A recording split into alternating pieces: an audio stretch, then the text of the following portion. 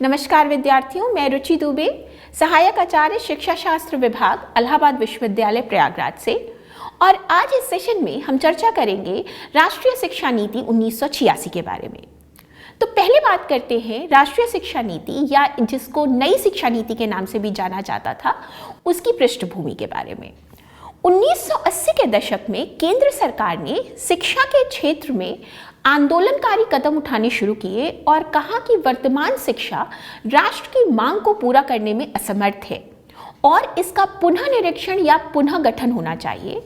और इसके लिए इस बार सरकार द्वारा ना तो किसी आयोग का गठन किया गया और ना ही किसी समिति का, बल्कि सबसे पहले सरकार ने तत्कालीन शिक्षा का सर्वेक्षण कराया और उसे शिक्षा की चुनौती नीति संबंधी परिप्रेक्ष्य नाम से 1983 में प्रकाशित किया।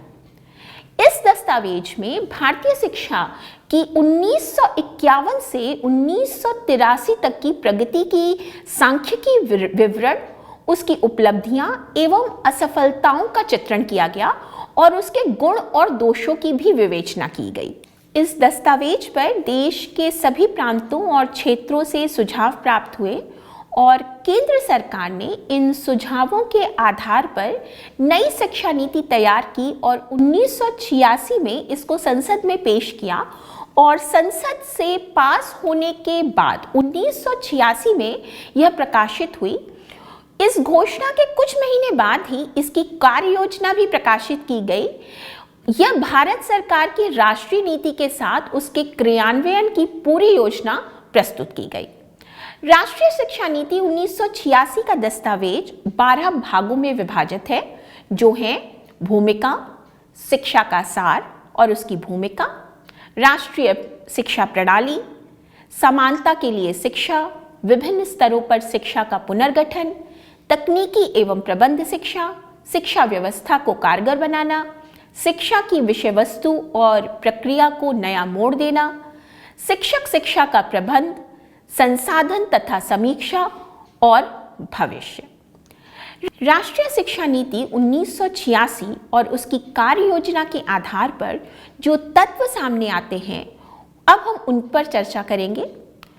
राष्ट्रीय शिक्षा नीति 1986 ने शिक्षा प्रशासन के विकेंद्रीकरण पर बल दिया और राष्ट्रीय स्तर पर भारतीय शिक्षा सेवा और प्रांतीय स्तर पर प्रांतीय शिक्षा सेवा और जिला स्तर पर जिला शिक्षा परिषद के गठन की घोषणा की।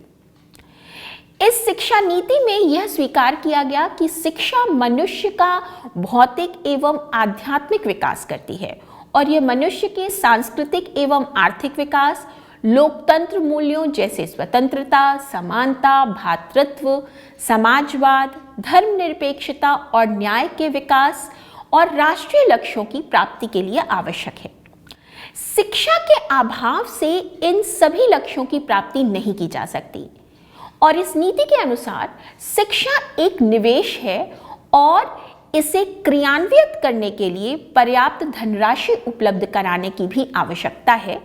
इसलिए इस नीति में यह घोषणा की गई कि केंद्र सरकार अपने बजट से शिक्षा पर 6% का प्रावधान करेगा।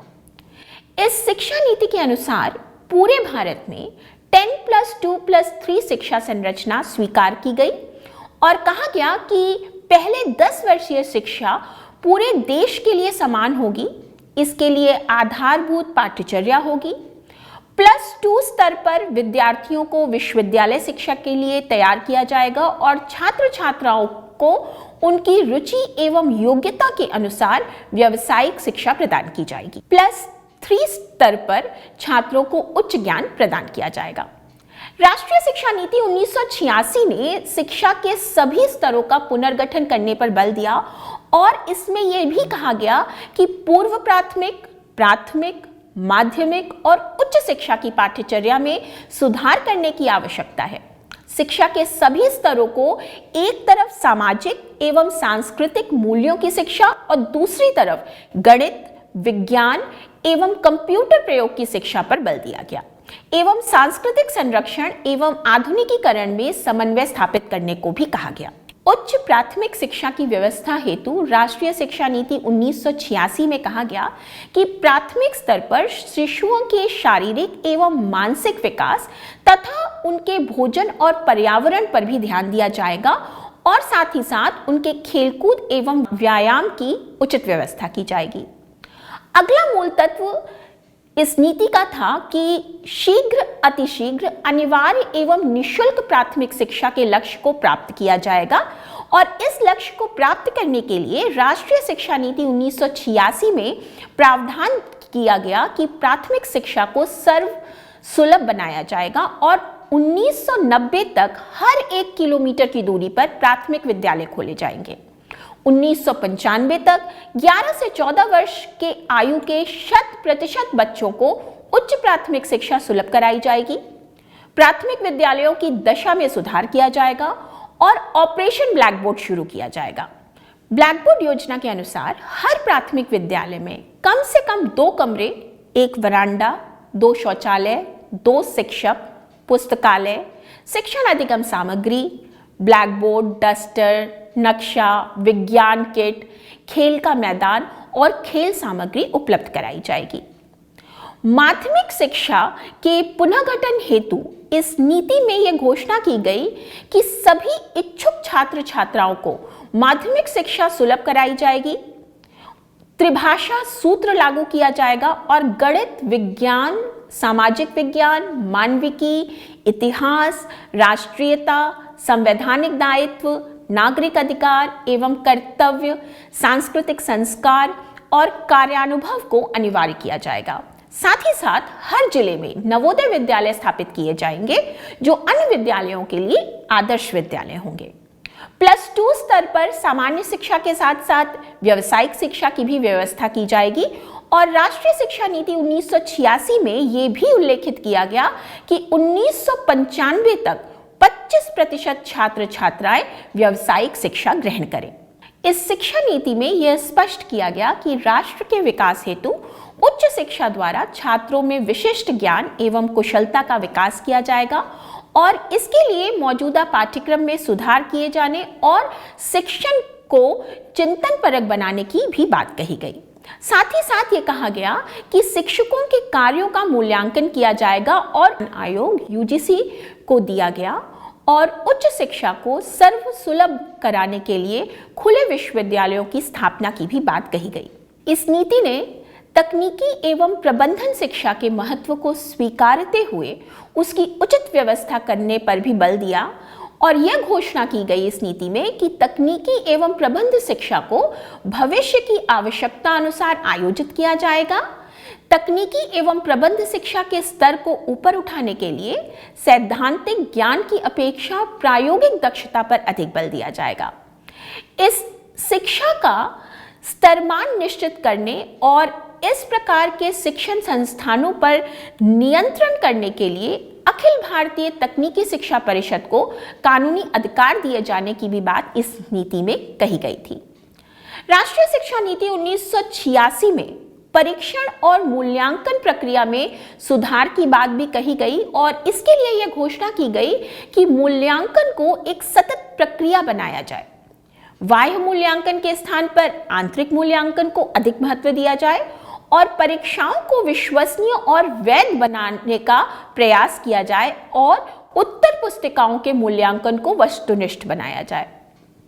राष्ट्रीय शिक्षा नीति 1986 में शिक्षकों के स्तर और शिक्षण प्रशिक्षण में सुधार की बात भी कही गई और इसके हेतु सुझाव दिए गए कि शिक्षकों का चयन उनकी योग्यता के आधार पर किया जाए। शिक्षकों के स्तर को उठाने के लिए उनके वेतनमान को बढ़ाया जाए। पूरे देश में शिक्षकों के संदर्भ में समान कार्य के लिए समान वेतनमान के सिद्धांत को लागू किया जाए। सेवा पूर्व और सेवाकालीन शिक्षक प्रशिक्षण में सुधार किया जाए। साथ ही साथ प्रत्येक जिले में जिला शिक्षा और प्रशिक्षण संस्थान डाइट की स्थापना की जाए जिनमें प्राथमिक शिक्षकों और निरौपचारिक शिक्षा तथा प्रौढ़ शिक्षा के कार्यकर्ताओं के प्रशिक्षण की व्यवस्था हो। जितने भी घटिया किस्म के प्राथमिक शिक्षण प्रशिक्षण विद्यालय हों उन्हें बंद करा दिया जाए और कुछ चुने हुए माध्यमिक शिक्षक प्रशिक्षण महाविद्यालय का दर्जा बढ़ाया जाए और उन्हें शिक्षक शिक्षा महाविद्यालय की श्रेणी दी जाए। अति उत्तम श्रेणी के शिक्षक शिक्षा महाविद्यालयों को उच्च अध्ययन शिक्षा संस्थान कहा जाए।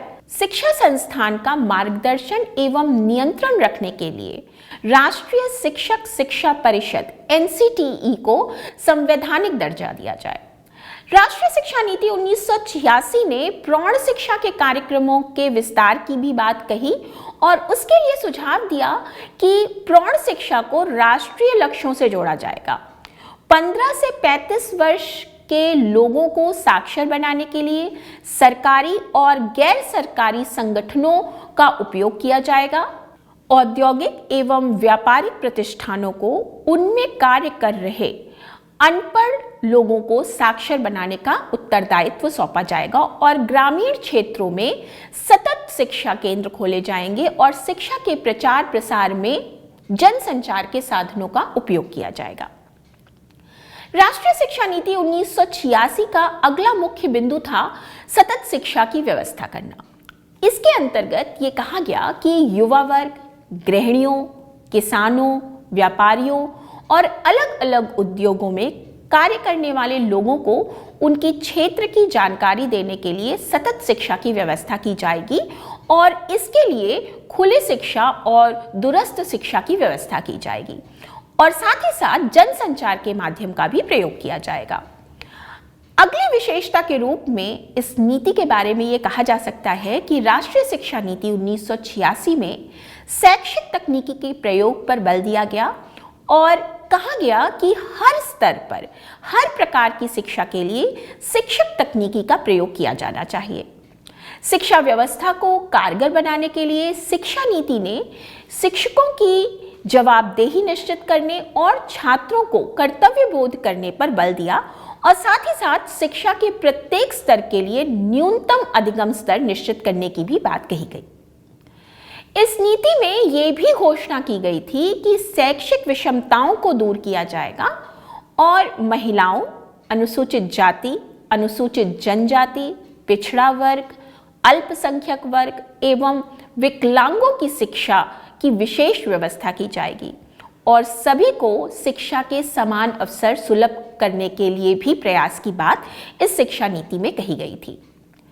इस नीति में महिला शिक्षा पर विशेष ध्यान दिया गया और इस हेतु सुझाव दिया गया कि स्त्री पुरुष की शिक्षा में कोई भेद न किया जाए, महिलाओं को विज्ञान एवं तकनीकी शिक्षा प्राप्त करने के लिए प्रोत्साहित किया जाए और महिलाओं को व्यावसायिक एवं तकनीकी शिक्षा प्राप्त करने के लिए विशेष सुविधाएं भी दी जाए। अनुसूचित जाति एवं अनुसूचित जनजाति के बच्चों की शिक्षा के लिए 1986 की शिक्षा नीति में विशेष प्रावधान दिए गए थे और कहा गया था कि नगरों, गांवों, पहाड़ी तथा आदिवासी क्षेत्रों के आदिवासी, अनुसूचित जाति, अनुसूचित जनजाति के बच्चों के लिए विद्यालय की व्यवस्था की जाए और इन विद्यालयों में इन्हीं के क्षेत्र के शिक्षकों की नियुक्ति की जाए। जो बच्चे बहुत दूर से पढ़ने के लिए आते हैं उनके लिए छात्रावासों का निर्माण किया जाए और साथ ही साथ इन बच्चों की आर्थिक धनराशि भी बढ़ाई जाए। देश के पिछड़े वर्ग एवं पिछड़े क्षेत्रों के बच्चों की शिक्षा की उचित व्यवस्था हेतु देश के रेगिस्तानी, पहाड़ी और जंगली क्षेत्रों में और अधिक विद्यालय खोलने का प्रस्ताव इस शिक्षा नीति में दिया गया और यह भी कहा गया कि इन विद्यालयों में इन्हीं के क्षेत्र के शिक्षकों की नियुक्ति की जाए और साथ ही साथ पिछड़े वर्ग के बच्चों की आर्थिक सहायता भी बढ़ाई जाए।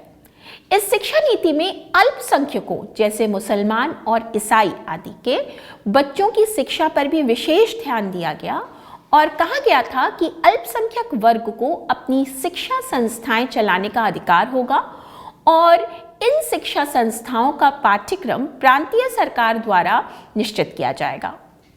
राष्ट्रीय शिक्षा नीति 1986 ने विकलांग और मंदबुद्धि बच्चों की शिक्षा व्यवस्था पर भी बल दिया और सुझाव दिया कि ऐसे बच्चों को पढ़ाने के लिए विशेष प्रशिक्षण प्राप्त शिक्षकों की नियुक्ति की जाए। मामूली विकलांगता वाले बच्चों को सामान्य बच्चों के साथ पढ़ाया जाए और गूंगे, बहरे, अंधे और मंदबुद्धि बालकों के लिए अलग से विद्यालय खोले जाएं। तो अभी तक हमने राष्ट्रीय शिक्षा नीति 1986 के मुख्य तत्वों की बात करी। अब आगे चर्चा करते हैं कि इस नीति के गुण और दोष क्या थे। देखिए, किसी भी चीज का मूल्यांकन कुछ आधारभूत मानदंडों के आधार पर किया जाता है। क्योंकि शिक्षा एक सामाजिक प्रक्रिया है, इसलिए इससे संबंधित किसी भी विचार का मूल्यांकन समाज के लिए उसकी उपयोगिता के आधार पर किया जाता है। इसलिए इस नीति का भी मूल्यांकन इसी आधार पर किया गया और इस नीति में बहुत से गुण पाए गए, जैसे इसमें शिक्षा को राष्ट्रीय महत्व का विषय माना गया, शिक्षा को एक उत्तम निवेश की संज्ञा दी गई। इस नीति ने पूरे देश में 10+2+3 शिक्षा व्यवस्था अनिवार्य रूप से लागू करने पर बल दिया। इस नीति द्वारा बताई गई ऑपरेशन ब्लैक बोर्ड योजना ने 1987 से 2011 के दौरान 90% प्राथमिक विद्यालयों को लाभ पहुंचाया। इस नीति के परिणाम स्वरूप नवोदय विद्यालय की स्थापना हुई, जिसमें ग्रामीण क्षेत्रों, पिछड़े वर्गों एवं अनुसूचित जाति व जनजाति के प्रतिभाशाली विद्यार्थियों को प्रवेश दिया गया।